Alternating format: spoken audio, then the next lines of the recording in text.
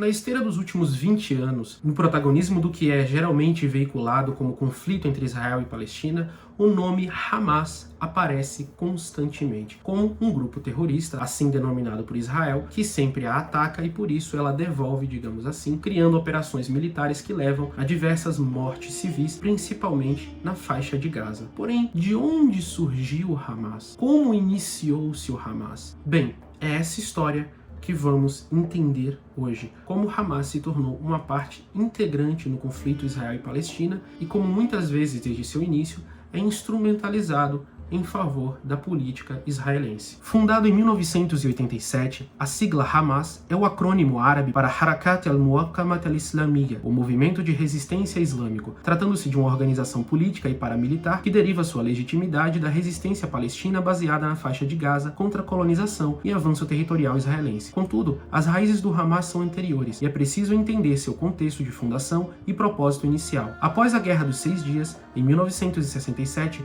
o governo israelense invadiu e tomou completamente a faixa de Gaza, anteriormente governada a partir do Cairo, no Egito, e virtualmente todo o território palestino. Na época, a resistência nos territórios palestinos era encabeçada pela OLP, ou Organização para a Libertação da Palestina, e o Partido Fatah, de caráter secular, liderado por Yasser Arafat e apoiado pelas demais nações árabes. Tendo um grande grau de circulação internacional e mundialmente reconhecida pelo seu caráter secularista e não fanático religioso, a OLP era um inconveniente político tremendo para o governo israelense, pois não era o inimigo ideal para Israel, estando sempre disposta, após findadas escaramuças costumazes, ir para a mesa de negociação com as grandes potências assinar tratados, cessar fogo e manter uma postura de Estado em relação às questões bélicas, ainda que defendesse os interesses palestinos e estivesse, em tese, em guerra contra Israel. Israel não poderia tolerar Arafat e sua organização, que tinha total liberdade para discursar na ONU, pois não costumavam oferecer sempre os causos belli necessário para que Tel Aviv pudesse revidar contra civis alegando legítima defesa, e assim anexar mais territórios e causar mais expulsão populacional, como havia feito desde sua fundação com a Nakba em 1948. A solução encontrada pela inteligência israelense foi dividir os palestinos, ajudando a incorporar um novo jogador em campo, que fosse um inimigo que não só enfraquecesse a OLP, mas que também fosse fanático e intratável o suficiente para ser galvanizado como uma ameaça existencial dentro de casa no futuro, e como uma justificativa para qualquer chacina de palestinos para o mundo com a alegada legítima defesa. E lá estava ela, a Mujama al-Islamiyya do Sheikh Ahmed Yassin. A Mujama al-Islamiyya, ou Centro Islâmico, era uma ONG palestina filiada de forma mais ampla à histórica Irmandade Muçulmana Egípcia, que havia sido fortemente perseguida em Gaza pelo governo secularista de Gamal Abdel Nasser, antes da Guerra dos 6 Dias, em sua campanha de combate ao fanatismo religioso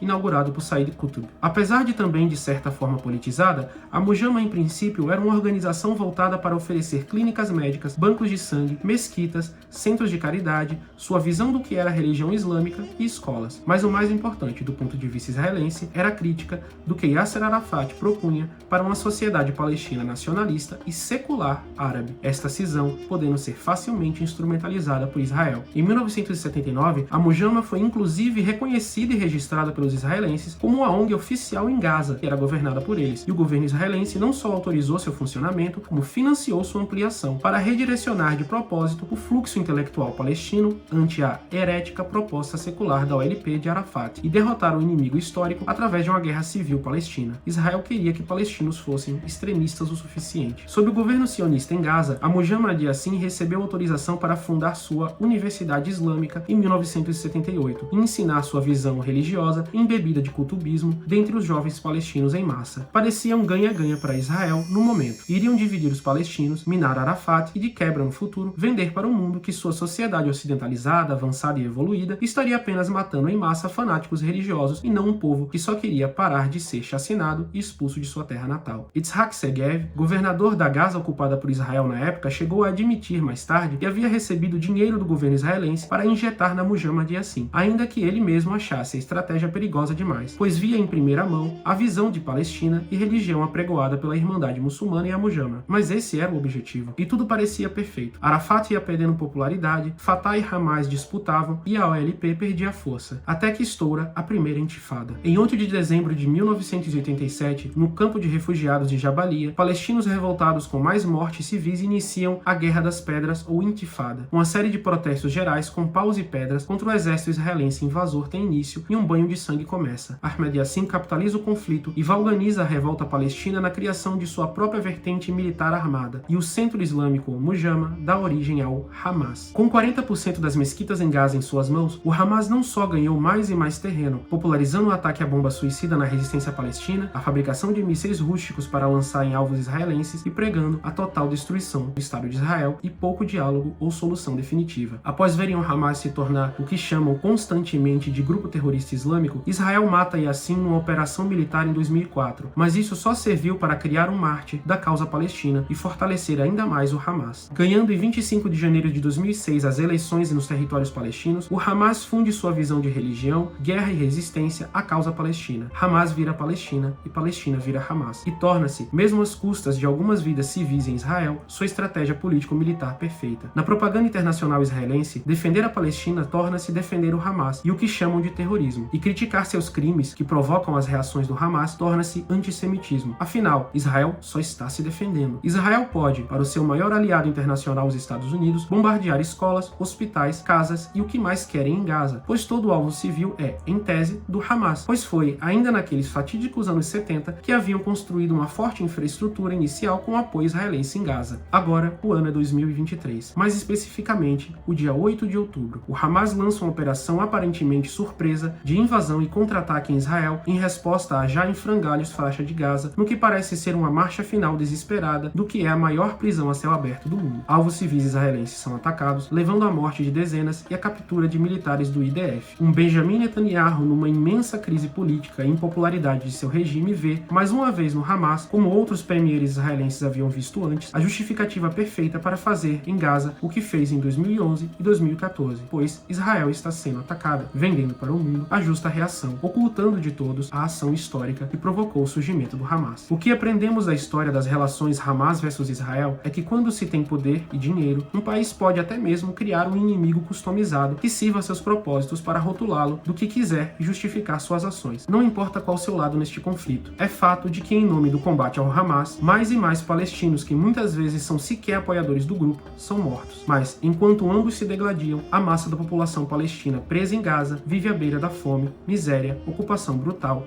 e, mais uma vez, morte indiscriminada. Então é isso, pessoal. Basicamente, essa é a gênese do surgimento do Hamas. Isso é um fato histórico. Israel instrumentalizou a criação do Hamas para combater o partido de Yasser Arafat, que era secular. Então, faz parte, digamos assim, da retórica israelense sempre ressaltar a natureza fanática, religiosa e, por que não, terrorista do Hamas para poder justificar toda a matança e chacina e crimes de guerra e violações de direitos humanos contra civis palestinos, porque Hamas é o inimigo perfeito para Israel. Tanto é que ajudaram a criar. Isso é uma cantilena das potências imperialistas ao longo de todo o século XX. Por exemplo, no Afeganistão, na época da invasão soviética, os Estados Unidos abertamente financiaram e promoveram os mujahidins. Inclusive, o próprio Osama Bin Laden era chamado de herói pela mídia ocidental na época, enquanto combatia o soviético. Então, o extremismo religioso no Oriente Médio, extremismo islâmico assim chamado, é historicamente e constantemente utilizado para fins políticos que visam a matança de pessoas, a despopulação de terras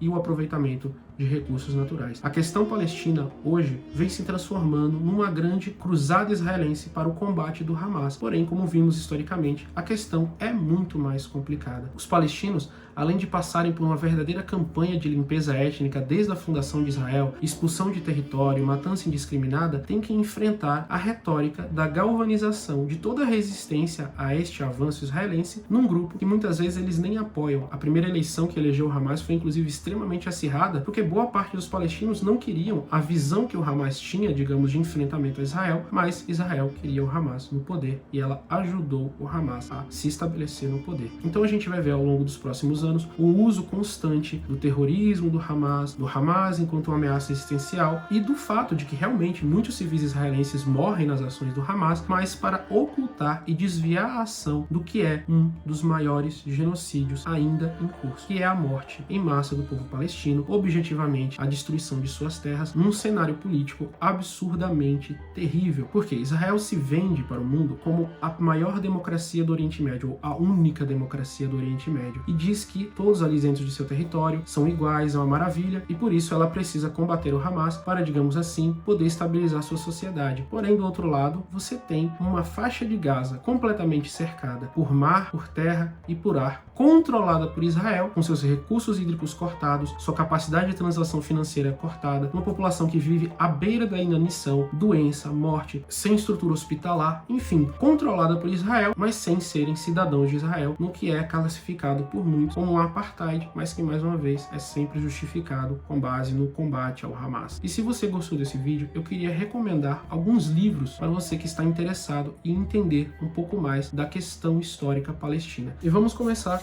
com o autor e historiador israelense Ilan Pappé. E aqui a gente tem 2 livros dele que são ótimos. Primeiro, 10 mitos sobre Israel, no qual, enfim, os maiores mitos históricos sobre a criação do Estado de Israel são tratados. Tem esse aqui, né, A Limpeza Étnica da Palestina, que é um livro, digamos assim, mais conhecido do Ilan Pappé, que é um autor israelense. Vocês vão gostar, onde ele explica, digamos assim, toda a história do que foi a criação do Estado de Israel e como se deu a criação do Estado de Israel. E aqui também 1949, do Tom Segev, né, que também é outro autor israelense, né, The First Israelis, que é um livro muito bom, que ele narra como foi o processo de colonização da Palestina, como se deu a transferência populacional de milhares de judeus ao redor do mundo para o território palestino, né, e como se deu a formação inicial do Estado de Israel. E para entender a gênese dos conflitos no Oriente Médio da atualidade, Paz e Guerra no Oriente Médio, do David Fronkin. É um livro ótimo, publicado aqui no Brasil pela editora Contraponto, e basicamente esse é o material que eu recomendo para vocês que quiserem estudar essa questão.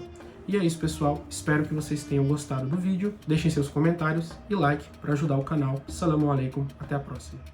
E se você gostou desse vídeo, não deixe de deixar seu like e compartilhar com seus amigos. Inscreva-se no nosso canal e aperte no sininho para não perder nenhuma notificação sobre novos vídeos.